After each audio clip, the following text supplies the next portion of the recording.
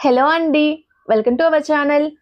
గోధుమ పిండి బెల్లంతోటి ఇలా స్నాక్స్ ట్రై చేయండి. టేస్ట్ అయితే చాలా బాగుంటుంది. పిల్లలు కూడా చాలా ఇష్టంగా తింటారు. పిల్లలకి స్నాక్స్ బాక్స్లో పెట్టడానికైనా లేదా ఏదైనా స్వీట్ తినాలనిపించినప్పుడు సింపుల్గా రెడీ చేసుకునే హెల్తీ స్వీట్ అండి. ఇప్పుడు ఒక మిక్సింగ్ బౌల్ తీసుకొని ఇందులో 2 కప్పుల వరకు గోధుమ పిండి అయితే వేసుకుంటున్నాను.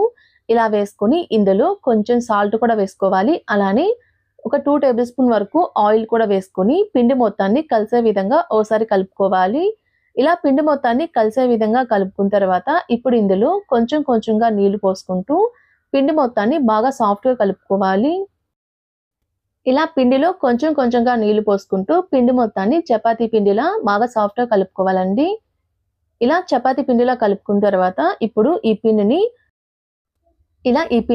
3 భాగాలుగా డివైడ్ చేసుకుంటున్నాను. ఇలా చేసుకొని రౌండ్ షేప్‌లో ఈ విధంగా బాల్‌లా చేసుకోవాలి. ఇలా చేసుకొని పక్కనుంచుకోండి.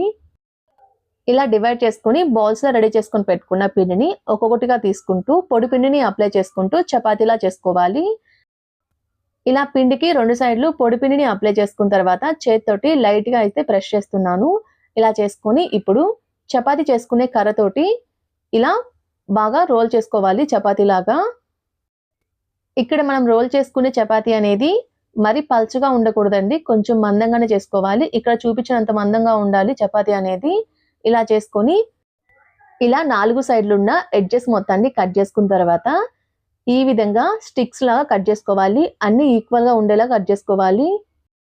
ఇలా కట్ చేసుకున్న తర్వాత మీకు బెల్లం కొమ్ములు ఎంత సైజులో కావాలనుకుంటున్నారో అంత సైజు సరిపడినట్టు కట్ చేసుకోవాలి. ఇక్కడైతే నేను హాఫ్ కట్ చేసుకున్నాను. చూసారు కదండీ! ఇలా అన్నిటిని రెడీ చేసుకున్న తర్వాత దీన్ని పక్కనుంచుకోండి. ఇప్పుడు డీప్ ఫ్రైకి సరిపోయేంత ఆయిల్‌ని హీట్ చేసుకున్న తర్వాత మనం ముందుగా రెడీ చేసుకొని పెట్టుకున్న ఈ స్టిక్స్‌ని పాన్‌కి సరిపోయినన్ని వేసుకోవాలి. ఇలా వేసుకున్న తర్వాత వెంటనే కదిలించకుండా లో ఫ్లేమ్ మీద వీటిని బాగా పైకి పొంగేంత వరకు ఫ్రై అవ్వనివ్వండి.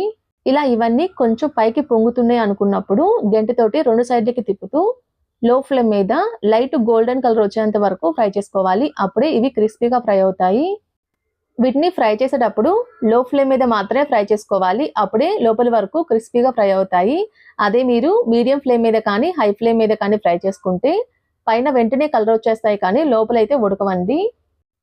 ఇలా లో ఫ్లేమ్ మీద లైట్ గోల్డెన్ కలర్ వచ్చేంత వరకు ఫ్రై చేసుకున్న తర్వాత వీటి మొత్తాన్ని ఒక గిన్నెలో వేసుకోవాలి. ఇదే విధంగా మిగిలిన వాటిని కూడా ఫ్రై చేసుకొని పక్కనుంచుకోండి.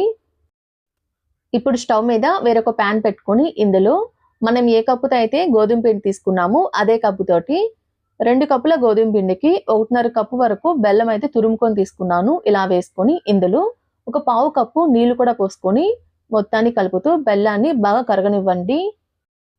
ఇలా బెల్లం మొత్తం కరిగిన తర్వాత ఇప్పుడు ఇందులో ఒక 4 యాలుక్కాయల్ని దంచి వేసుకుంటున్నాను. కావాలనుకుంటే మీరు పౌడర్ అయినా వేసుకోవచ్చు. ఇందులోనే 1 టేబుల్ స్పూన్ నెయ్యి కూడా వేసుకొని ఒకసారి మొత్తాన్ని కలిసే విధంగా కలుపుతూ మీడియం ఫ్లేమ్ మీద బెల్లం పాకం వచ్చేంత వరకు ఉడికించుకోవాలి. ఇక్కడ పాకం అనేది కొంచెం గట్టిగానే ఉండాలండి. ఇక్కడ నేను పాకం ఎంతవరకు వచ్చే విధంగా ఉడికించుకోవాలో చూపిస్తాను. ఇలా కొంచెం వాటర్‌లో వేసుకొని చేత్తోటి దగ్గరకంటే ముద్దవ్వాలండి. ఇలా చేత్తోటి ముద్దయ్యేంత వరకు పాకం వస్తే సరిపోతుంది. ఇలా పాకం పట్టుకున్న తర్వాత ఇప్పుడు స్టవ్ ఆఫ్ చేసి మనం ముందుగా ఫ్రై చేసుకొని పెట్టుకున్న స్టిక్స్‌ని అయితే ఇందులో వేసుకుంటున్నాను. ఇలా వేసుకొని ఈ పాకం మొత్తం ఆ స్టిక్స్‌కి పట్టే విధంగా కలుపుకోవాలి. ఇలా 2, 3 నిమిషాల పాటు ఈ పాకం మొత్తం ఆ స్టిక్స్‌కి పట్టే విధంగా కలుపుతూ ఉంటే పాకం అయితే బాగా డ్రై అవుతుందండి. చూసారు కదండీ! మంచిగా పట్టి ఉంది పాకం అయితే.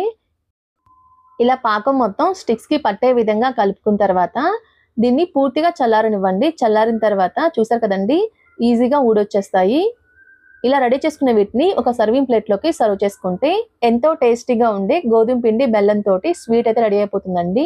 మీరు కూడా ట్రై చేసి ఎలా వచ్చిందో నాకు కామెంట్ చేయండి. మా వీడియో మీకు నచ్చినట్టయితే లైక్ చేయండి, షేర్ చేయండి.